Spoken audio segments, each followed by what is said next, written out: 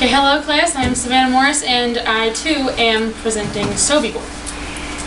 Why I chose Sobibor: when I was a sophomore in high school, my history teacher he was really into the Holocaust, but he was really into Sobibor. So we learned about that more than any other camp, and we had watched Escape from Sobibor, and I had him 3 years in a row, and we watched that movie every single year. And then when I was a senior, I had a different teacher, like along with the other one, who also, that was his favorite part of the Holocaust, so we were really into that, and I just kind of took it from them.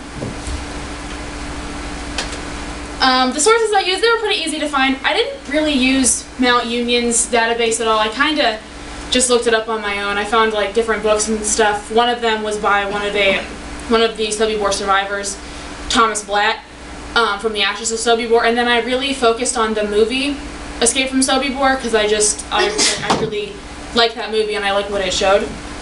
A little bit about the movie. It was directed by Jack Gold, and the writers were, mostly the book was like a manuscript, or the movie was based off the book from the Ashes of Sobibor, and it was a made-for-TV movie released in 1987. Sorry. A little bit about the camp. It was located in the eastern part of Lublin district of Poland. It was surrounded by like a really high wooded area, and there was a railroad nearby. It was the second death camp built. There were 80 Jews in the beginning that had helped build up the camp, and they had helped create it, but they were killed as soon as the camp was built. It was a 400 by 600 meter rectangular camp, and they had also surrounded it with barbed wire fencing and put branches and twigs in it to disguise it just a little bit more. On each corner of the camp stood a really tall wooden watchtower where a guard would stand, and there was a ramp placed so when the Jews came in they couldn't really see what was in the camp, and it was still visible in 2004, but I do not think that it is anymore. The location, you can just see where the blue arrow is, where it is located, and then on the left is the railway with the sign that says where they were going. And then this is a little bit of an overview. I know it's hard to see, especially with the lighting, but it just gives you a basic where everything was in the camp.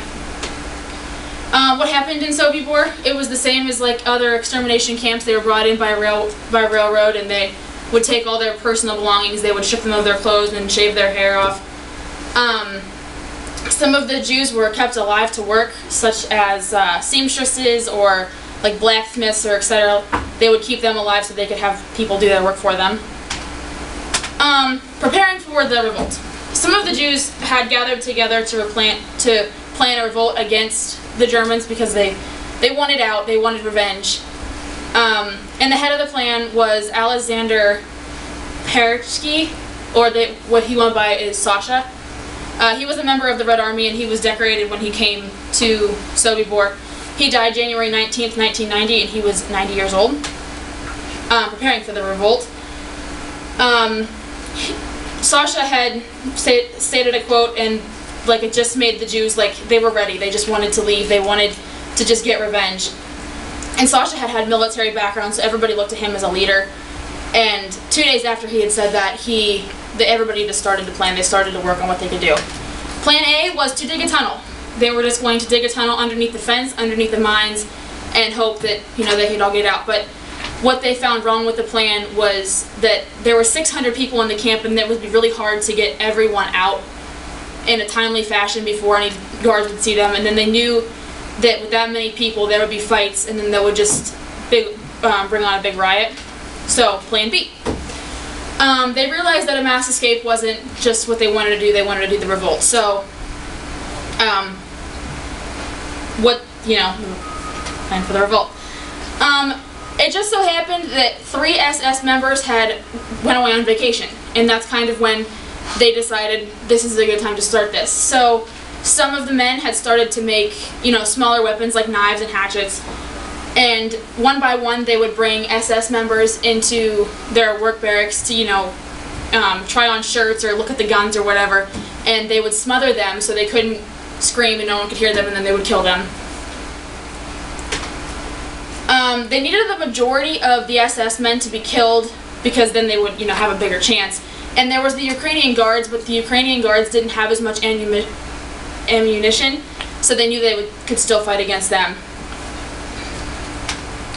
October 13th was the original date that it was supposed to take place, but SS members from another camp had just happened to come that day, so they quickly had to postpone the revolt until the next day. They went out for roll call as they normally did, but they went out 20 minutes early, and they waited for Sasha to give the signal to escape. Our day has come, most of the Germans are dead.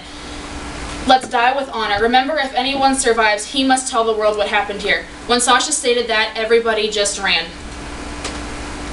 Out of the 600 that had been there, 300 escaped, but only 48 survived, with the guards that were there killing them in the mines. Many wrote books or helped make the movie Escape from Sobibor.